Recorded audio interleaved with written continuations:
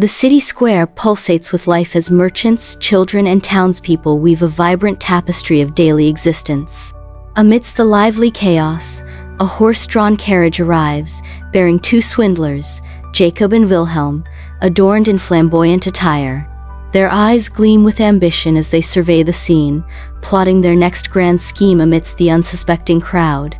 Inside the opulent throne room, Emperor Theodore, a figure of vanity and insecurity, holds court amidst fawning courtiers, setting the stage for a pivotal encounter. As Jacob and Wilhelm are led into the imperial presence, their profound bows hint at the audacious proposition they are about to unveil. Jacob breaks the silence with a formal declaration.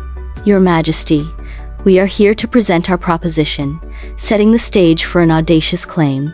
Wilhelm boldly proclaims their mastery, boasting, "We are weavers of unparalleled skill, capable of creating the most magnificent clothes imaginable."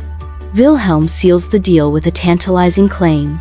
"Clothes so fine, they are invisible to the incompetent and stupid," igniting intrigue and vanity in the emperor's heart. In the lavishly adorned weaving room, Jacob and Wilhelm orchestrate an elaborate charade, setting up looms for a spectacle of imaginary artistry. With theatrical flair, they pantomime the weaving process, their gestures grand, and their descriptions of the invisible fabric overflowing with hyperbolic praise. The emperor's chamberlain, a man consumed by anxiety over his status, arrives amidst the elaborate pretense, his unease growing with each passing moment.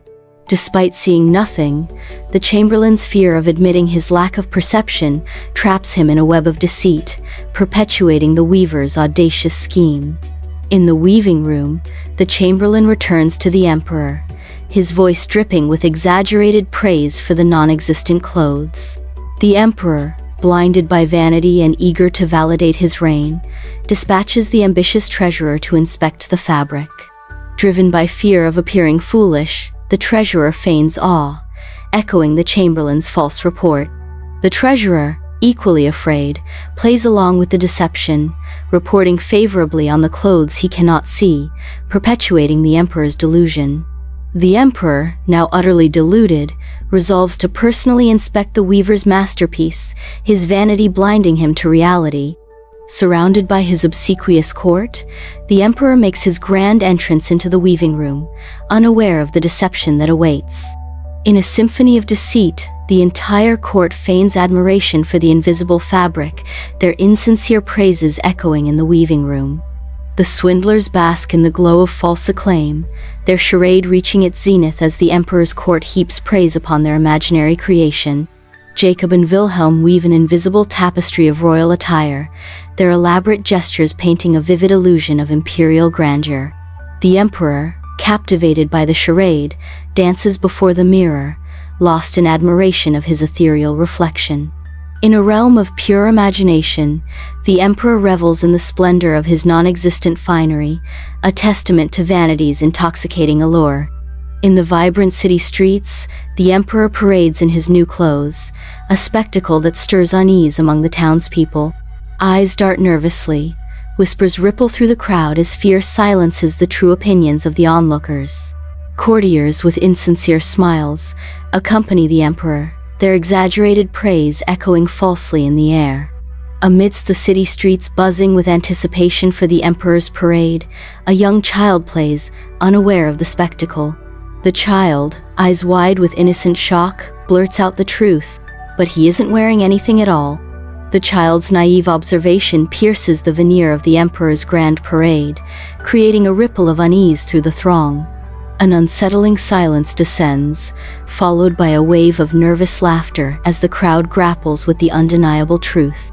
The emperor, oblivious to the growing turmoil, continues his procession, his nakedness now starkly apparent. A collective realization dawns as the emperor's vulnerability becomes undeniably visible. Through the bustling city streets, the emperor, though humiliated, clings to his regal composure, marching on with unwavering resolve. Beside him, the courtiers, stripped of their false flattery, slink along in shame. The emperor's determined gaze pierces through the crowd, desperately seeking a glimmer of respect. In the wake of revelation, A somber procession advances, the emperor's pride battling against the sting of public ridicule. The parade enters the city square, dissolving the hushed anticipation into a burst of unrestrained laughter. Like the parting of the Red Sea, the crowd reveals a shocking absence. Jacob and Wilhelm have vanished, their ornate carriage nowhere in sight. In a moment of stark exposure, the emperor stands alone, utterly bewildered as the mocking laughter of the crowd shatters the silence. The ornate carriage has vanished, leaving only the echoes of disbelief and the sting of humiliation in its wake. In the heart of the city square, the emperor confronts the sting of humiliation as a child's innocent words shatter his vanity. Stripped bare of pretense, the emperor grapples with newfound humility, acknowledging the folly of his court and the depths of his own conceit. In a poignant moment of self-awareness, shame and understanding converge in the emperor's eyes, signaling a profound transformation.